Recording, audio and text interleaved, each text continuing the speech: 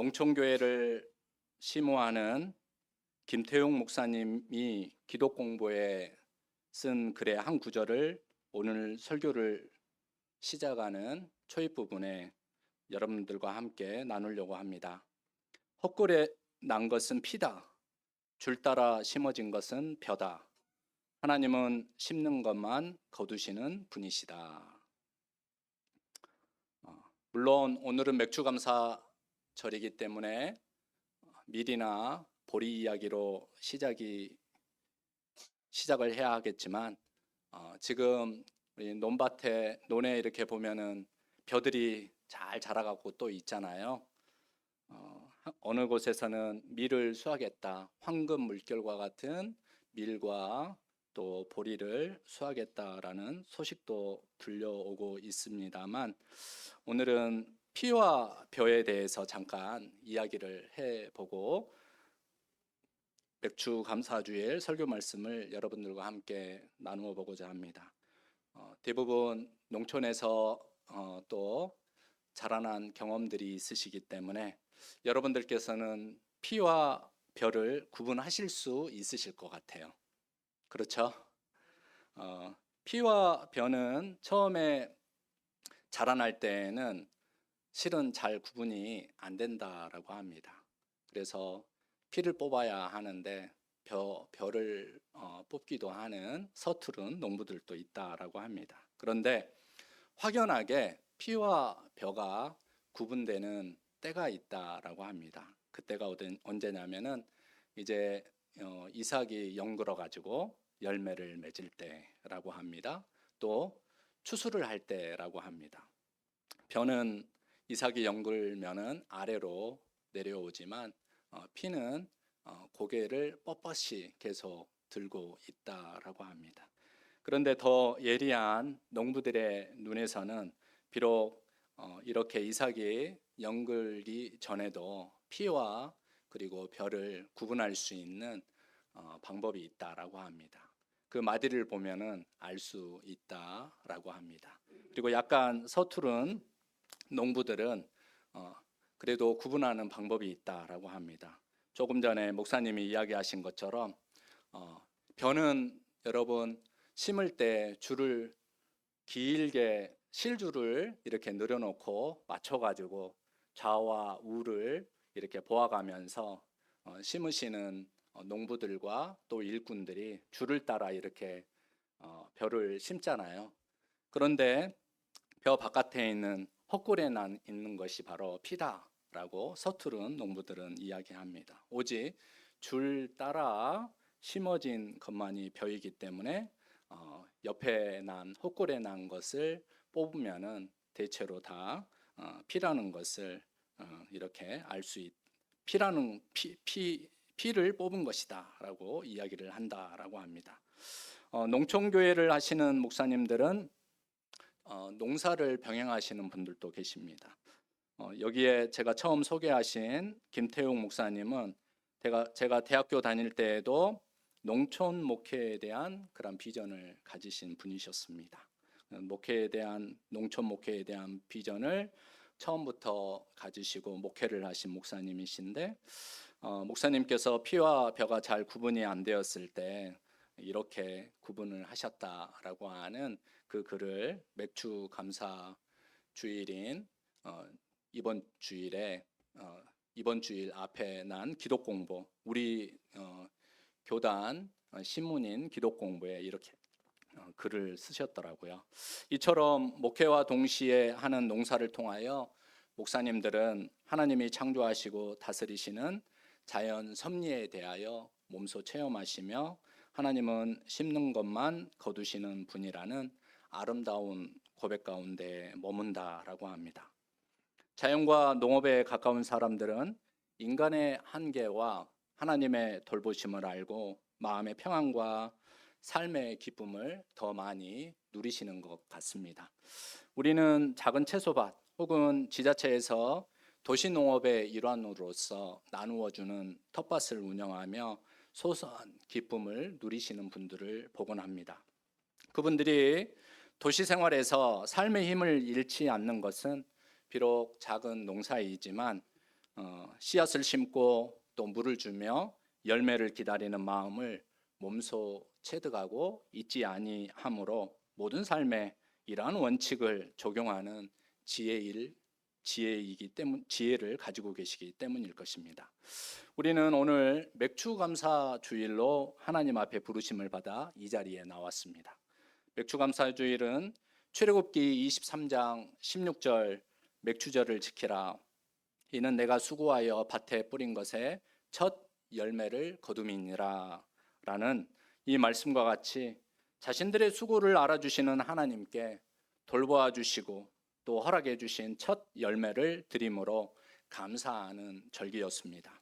그리고 우리 한국교회가 맥추감사 주일을 7월 첫째 주일에 드리는 것은 한 해의 전반기를 보내며 감사로 중간 매듭을 짓고 다시 남은 하반기를 감사로 시작하여 더욱 풍성한 하나님의 은혜를 기대한다, 기대하시라라고 하는 그런 의미가 담겨 있습니다.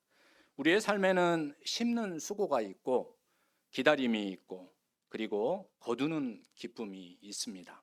우리는 한 해 전반기 동안 무엇을 심고 기다리며 거두었습니까? 하나님은 자연을 통하여 만고의 진리 법칙을 드러내 보여주셨습니다. 어떤 품종, 어떤 양, 그리고 얼마만큼의 양, 그리고 좋은 것들을 심느냐에 따라 그 수확의 결과물이 확연히 달라질 수 있다는 것이 자연의 법칙입니다. 이처럼 생성하고 소멸하는 모든 자연 질서 속에 드러난 하나님의 법칙은 성도의 신앙과 삶에 있어서도 예외가 없습니다. 하나님은 모든 성도의 신앙과 삶에 대하여 심는 대로 거둔다 이렇게 말씀하셨습니다. 다 함께 7절 말씀을 우리 함께 다시 읽어 보시도록 하겠습니다. 스스로 속이지 말라. 하나님은 업신여김을 받지 아니하시나니 사람이 무엇으로 심든지 그대로 거두리라. 물론 심지 않으면 아무것도 기대할 수 없습니다.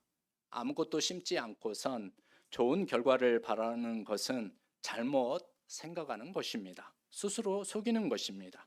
또한 하나님을 조롱하는 것입니다. 그러므로 먼저 무엇이라도 심는 것이 중요합니다. 그런데 무엇을 심느냐는 더 중요합니다. 왜냐하면 콩 심은 데 콩이 나고 팥 심는 데 팥이 나는 자연 법칙이기 때문입니다. 농부의 마음으로 농사의 이치와 법칙을 적용하여 우리는 먼저 오늘날까지도 우리 삶에 무엇인가를 뿌릴 기회를 주셨음에 감사로 시작하여 지금 여기에서 나는 무슨 씨앗을 뿌리며 살아가고 있는지 자문해 보시기 바랍니다. 세상에서 무엇을 추수할 수 있을 것인가를 예단할 수 있는 사람은 추수꾼이 아닙니다. 파종자입니다. 그는 자신이 무슨 씨앗을 뿌렸는지 잘 알기 때문에 그가 거두어야 하는 열매도 무엇인지를 잘 알고 있습니다. 반면에 자신이 뿌린 씨앗이 다름에도 자기가 원하는 열매를 얻으려는 사람도 있습니다. 콩을 심어 놓고선 팥을 원하는 사람도 있다라는 것입니다. 그들에게 하나님은 스스로 속이지 말라 말씀하십니다. 구약성경 열왕기하 5장 말씀에 나오는 아람의 군대 장관 나아만의 이야기를 잠시 떠올려 보겠습니다. 아람의 군대 장관 나아만은 강한 용사였습니다. 그래서 자국을 지키고 전쟁으로부터 승리하여 그의 왕 앞에서 왕이 아끼는 인물이 되었고 또 존경받는 사람이 되었습니다. 그러나 아무리 강한 권력과 재물이 그에게 있어도 그가 걸린 나병은 고칠 수가 없었습니다. 그가 육체의 힘과 권력으로 심은 것은 그를 치료하지 못하였습니다. 나만이 하나님의 선지자 엘리사를 찾아 나왔을 때 그는 여전히 권력과 지위를 가지고 문제를 해결하려고 하는 모습을 보여주었습니다. 나만은 엘리사 앞에 군대와 병거를 거느리고 거창하게 나아갔습니다. 하지만 나만은 그의 악성 질환이 걸린 환자라는, 그가 바로 나방이 걸린 환자라는 사실을 직시하지 못한 채 여전히 아람의 군대 장관으로 하나님의 선지자 앞에 하나님 앞에 머물기를 원했던 것입니다. 그러나 엘리사는 그에게 얼굴도 보이지 않은 채 사환을 통하여서 요단강에 가서 7번 씻으십시오. 이렇게 전했습니다. 자존심이 상했습니다. 나아만은 내가 누군데? 나아만은 엘리사가 자기를 극진히 영접하여 그의 하나님, 그의 주 하나님 이름을 부르며 그의 손을 그의 상처 위에 흔들어서 올려놓고서 치료해 줄 줄 알았습니다. 그런데 얼굴도 보이지 않는 채 요단강에 가서 씻으라니, 자국에 있는 바나바 강이나 바르발 강에서도 해도 될 일을 왜 여기에서 굳이 하라고 하는지, 도저히 자기 신분과 명예와 자존심 때문에 엘리사의 이야기가 그의 귀에 들리지 않고 또 마음으로 용납이 되지 않았습니다. 여러분, 나아만과 엘리사의 이 만남 가운데 무엇이 문제였습니까? 나아만은 그의 인생을 육체를 위하여 심어온 사람이었습니다. 그래서 하나님 앞에서도 그는 무엇이나 된 것처럼 생각을 했던 것이죠. 그래서 나아만은 자신이 육체로 얻어 입은 온갖 좋은 것을 가지고 해결할 수 없었던 나병과 같은 질환을 가지고 하나님의 선지자 엘리사 앞에 나왔을 때 그는 여전히 썩어질 것에 머무를 수밖에 없는 그의 연약함만 드러낼 뿐이었습니다. 하지만 나아만이 그의 종들의 권면을 듣고 그의 마음에 순종의 씨앗을 심었을 때, 그가 입은 육체의 모든 옷을 다 벗고 요단 강으로 나아가 7번 완전히 치유될 때까지 자신을 씻었을 때 그의 몸은 깨끗해졌습니다. 새살이 돋아났습니다. 썩어질 권력과 재물이 아니라 순종의 씨앗이 마침내 그의 병을 고쳤습니다. 하나님은 하나님 앞에서 나아만이 심은 육체의 씨앗이 맺은 열매에 대하여 아무것도 아니라고 말씀하셨던 것입니다. 사실 하나님 앞에서 아무것도 아닌 사람이 무엇이나 된 것처럼 생각한다면 그는 자기 자신을 속이고 있는 것이라고 갈라디아서 6장 말씀은 우리에게 말씀해 주고 있는 것입니다. 육체를 위하여, 욕망을 위하여, 또한 육신의 삶에 필요한 것들을 위하여 노력하면 육신으로 살 동안에 육신에 필요한 욕망을 충족하고 또 육신에 필요한 것들을 누릴 수는 있겠으나 성령의 밭에다 씨를 뿌리는 사람이 누리는 영생의 열매는 얻지 못한다. 다른 것이다 라고 말씀하고 있습니다. 다 함께 8절의 말씀을 이 말씀으로 함께 읽어보시도록 하겠습니다. 자기의 육체를 위하여 심는 자는 육체로부터 썩어질 것을 거두고 성령을 위하여 심는 자는 성령으로부터 영생을 거두리라. 그러므로 우리는 모두 성령에다 씨를 뿌리고 심는 사람들이 되어야 합니다. 하나님은 성령 안에서 뿌리고 심는 것만 거두시는 분이시기 때문에 우리가 성령 곧 하나님의 영을 위하여 뿌리고 심은 씨앗들을 통하여 영생을 거두게 하십니다. 성경에서 영생이라는 단어가 등장합니다. 영생은 하나님의 영광과 관련하여 선택적으로 쓰여진 단어입니다. 그러니 우리 사람의 시간적인 생명의 연장으로만 보는 것은 지극히 제한적인 그러한 의견이다라는 것을 여러분 잘 이해하셨으면 좋겠습니다. 하나님의 영광과 관련하여 선택된 영생, 하나님의 영광을 드러내는 생명에게, 사람들에게 주어진 선물이 바로 영생이라고 하겠습니다. 그래서 요한복음에서는 하나님을 믿고 받아들이는 사람은 영생을 가졌고라는 그런 표현을 쓰고 있는 것입니다. 그래서 이사야 43장 21절은 하나님이 우리를 하나님의 영광을 찬양하게 하시려고, 다시 말해서 영생을 얻는 그러한 영광 가운데 머물게 하시려고 우리를 지으셨다 말씀하고 있는 것입니다. 우리 다 함께 이사야 43장 21절 말씀 함께 읽어보시겠습니다. 이 백성은 내가 나를 위하여 지었나니 나를 찬송하게 하려 함이니라. 그리고 베드로전서 2장 11절 12절 말씀에서는 이렇게 말씀을 전하십니다. 다 함께 읽어보시겠습니다. 사랑하는 자들아, 거류민과 나그네 같은 너희를 권하노니 영혼을 거슬러 싸우는 육체의 정욕을 제어하라. 너희가 이방인 중에서 행실을 선하게 가져 너희를 악행한다고 비방하는 자들로 하여금 너희 선한 일을 보고 오시는 날에 하나님께 영광을 돌리게 하려 함이라. 그렇기에 우리는 성령 안에서 하나님의 영광을 위하여 우리의 모든 삶 속에 영생의 씨앗을 심고 마치 농부가 땅에서 나는 귀한 열매를 바라고 길이 참아 이른 비와 늦은 비를 기다린다는 야고보서 5장 7절의 말씀과 같이 낙심하지 말아야 할 것입니다. 다 함께 본문 9절의 말씀을 다시 읽고 우리의 마음을 새롭게 하여 하반기를 출발하는 우리의 마음의 준비를 다시 한번 하셨으면 좋겠습니다. 다 함께 읽어보시겠습니다. 우리가 선을 행하되 낙심하지 말지니 포기하지 아니하면 때가 이름에 거두리라. 하지만 우리가 영생의 씨앗, 선한 씨앗을 심는다고 하나 주님의 일을 하다가 보면은 쉽사리 낙심할 때도 있습니다. 우리가 씨앗을 심는다고 하나 그 순간 바로 자라지 않기 때문이죠.